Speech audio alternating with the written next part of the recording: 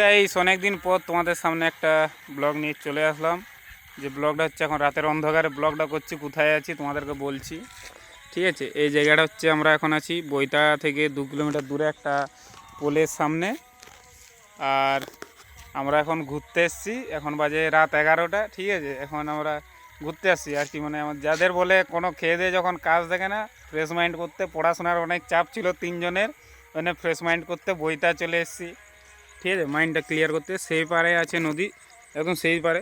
রাতের অন্ধকার দেখা যাচ্ছে না, দিনের বেলা দেখা যেত।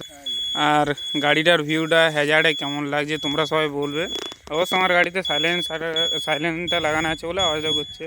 তো ভিউটা কেমন লাগছে তোমরা ঠিক আছে বলবে। আর রাতের অন্ধকারে এমনি সবাই তোমরাও তো একটু ফিল নিতে চলে আসবে, পড়াশোনার চাপ বাদ দিই। ঠিক আছে, আমাদের রাস্তা একদম ফাঁকা শুনশান, ওই সিনটা দেখানোর জন্য তোমাদেরকে ভিডিওটা করলাম। তো দেখা হচ্ছে নেক্সট ভিডিওতে, চলো বাই।